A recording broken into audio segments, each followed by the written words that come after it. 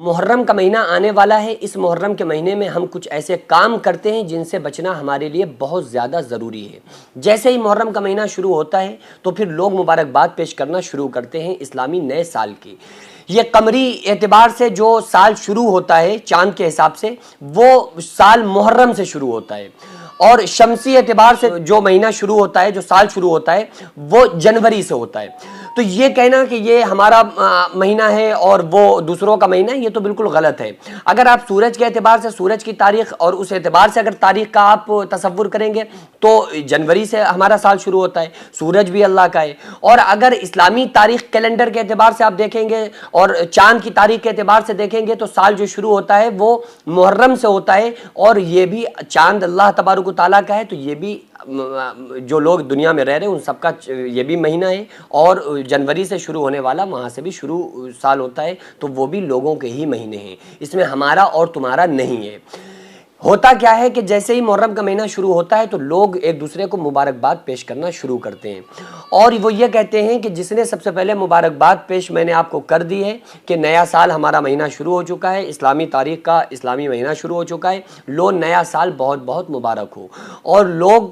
Happy new year کہتے ہوئے نظر آتے ہیں۔ بڑا افسوس ہوتا ہے ان لوگوں پر کہ آپ دیکھیے نا کہ ہمارا سال جو شروع ہوتا ہے نا اسلامی تاریخ کے اعتبار سے اگر آپ دیکھیں گے تو ہمارا سال جو شروع ہوتا ہے وہ ہوتا ہے محرم سے، اور ہمارا سال جو ختم ہوتا ہے وہ ہوتا ہے ذی الحجہ سے۔ ذی الحجہ کون سا مہینہ ہوتا ہے؟ بقرعید کا، یعنی جس میں ہم اللہ کی بارگاہ میں قربانی پیش کرتے ہیں۔ تو یہ چھوٹی قربانی کا مہینہ ہے، اور محرم جو ہے یہ بڑی قربانی کا مہینہ ہے۔ اس میں صرف ایک دو نہیں بلکہ امام حسین علی مقام علیہ السلام سمیت 72 لوگ اللہ تبارک و تعالیٰ کے راستے میں شہید ہو گئے۔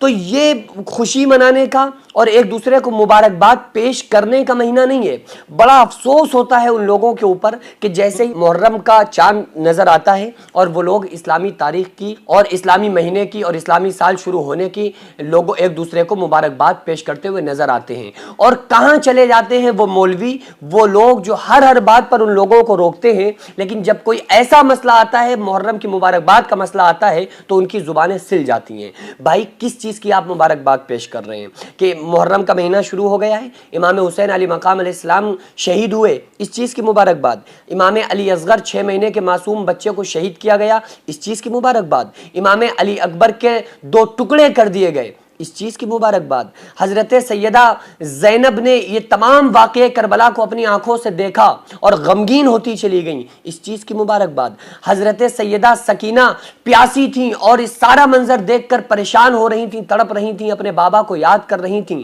اس چیز کی مبارکباد۔ کس بات کی آپ مبارکباد پیش کرتے ہیں؟ ہمارا مہینہ، ہمارا سال جو شروع ہوتا ہے، سال کا آخری جو مہینہ ہے وہ بھی قربانی سے ہے، سال کا جو شروع مہینہ ہے، پہلا مہینہ ہے، وہ بھی قربانی سے، اور یہ سب سے بڑی قربانی ہے۔ میں چیلنج کرتا ہوں ایسی کوئی قربانی لا کر دکھائے، حضرت آدم علیہ السلام سے لے کر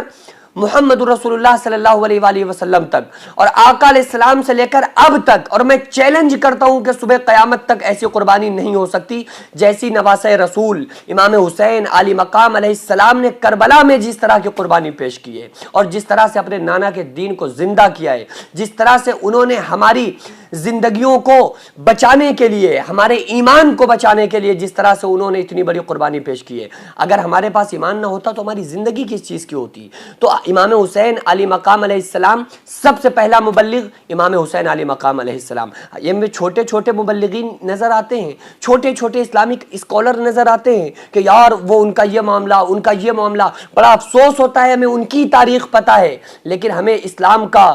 سب سے بڑا اگر کوئی مبلغ ہے تو امام حسین علی مقام علیہ السلام۔ لیکن عوام کو کیا، مبلغین کو بھی نہیں پتا ہے کہ ہسٹری آف امام حسین علی مقام علیہ السلام ہے کیا، ہسٹری آف کربلا مبلغین کو نہیں پتا ہے، وہ بتائیں گے آپ کو کیا۔ تو ہم لوگوں کو چاہیے کہ ہم وابستہ ہو جائیں اہل بیت سے۔ کیوں؟ آقا علیہ الصلوۃ والسلام نے ارشاد فرمایا میں تمہیں 2 بھاری بھرکم چیزیں چھوڑ کر جا رہا ہوں، قرآن اور میری اہل بیت، ان کو مضبوطی سے تھامے رہنا، کبھی گمراہ نہیں ہوگے۔ اگر آپ یہ چاہتے ہیں کہ ہدایت یافتہ رہیں، اگر آپ یہ چاہتے ہیں کہ ہدایت پر رہیں، ہدایت آپ کو میسر ہو جائے، تو پھر آپ ان دونوں کو مضبوطی سے پکڑ لیجئے، قرآن کو پکڑ لیجئے، اہل بیت کو پکڑ لیجئے، اور انشاءاللہ تعالی خدا کی قسم آپ کامیاب ہو جائیں گے، کیونکہ اس کامیابی پر جو مہر لگائی ہے وہ کسی مولوی کی لگائی ہوئی نہیں ہے، بلکہ محمد رسول اللہ صلی اللہ علیہ وآلہ وسلم کی لگائی ہوئی مہر ہے کہ جو قرآن اور اہل بیت کو پکڑ لے گا وہ کامیاب ہو جائے گا، اور وہ گمراہ ہو ہی نہیں سکتا، ہدایت پا جائے گا، ہدایت والا بن جائے گا۔ تو ہم لوگوں کو چاہیے کہ ہم